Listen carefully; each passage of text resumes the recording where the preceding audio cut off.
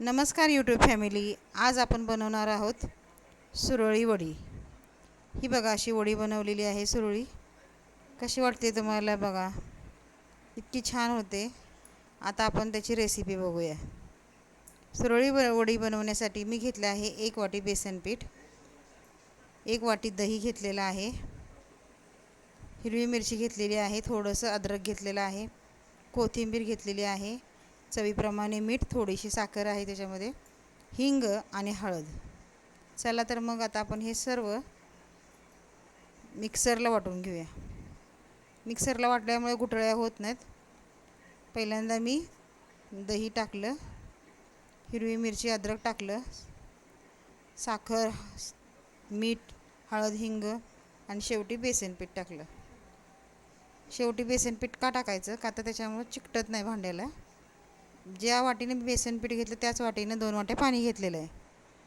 आता हे आपण मिक्सरला बारीक करून घेऊया. मिक्सरला बारीक केल्यानंतर हे सर्व मिश्रण एकजीव होतं, गुठळी राहत नाही. आता आपण काय करायचं, ज्या कढईमध्ये आपण बनवणार आहोत त्या कढईमध्ये हे मिश्रण आपण गाळून घ्यायचं आहे. कारण का अद्रक, मिरची वगैरे त्याची काहीतरी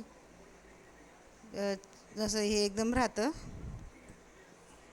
कण राहतात, त्याच्यामुळे आता आपण शिजवून घेऊया. हे असं मी शिजवून घेत आहे बघा.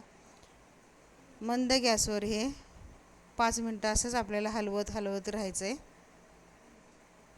छान असं पीठ शिजवून घ्यायचं आहे. गाठी होऊ द्यायच्या नाहीत अजिबात. एकसारखं पीठ असं हलवायचं. थोडीशी साखर टाकल्यामुळे त्याला जरा छान चमक येते. हे बघा आता आपलं पीठ शिजले का नाही आपण बघूया. एकसारखं असं हलवणं बघा, गुठळी अजिबात झालेली नाही आहे. एकसारखं हलवल्यामुळे गुठळी होत नाही. आता हे मिश्रण आपण ताटावर ओतून बघूया. प्लेटवर अशी आपण लेयर करायची आहे त्याची पातळ. हे बघा असं. ह्याची जर उरळी आपली झाली तर समजायचं आपलं पीठ शिजलेलं आहे. हे पीठ शिजलेलं आहे. आता आपण काय करूयात, गरम गरम आहे तोपर्यंतच ताटाला लावून घ्यायचं आहे. ताटाला तेल वगैरे काही लावायचं नाही. ताट स्वच्छ धुवून पुसून घ्यायचं. त्याच्यावर हे सर्व पीठ असं पसरून घ्यायचं आपण एकसारखं. हे बघा असं पसरून घेतलेलं आहे मी. असं पसरून घ्यायचं सर्व.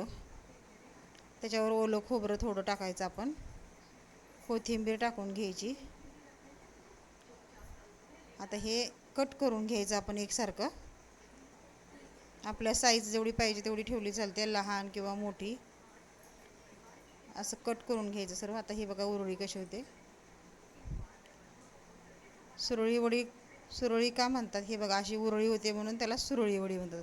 किती छान वड्या झालेल्या आहेत. अगदी परफेक्ट प्रमाण तुम्हाला सांगितलेले आहे. हे बघा.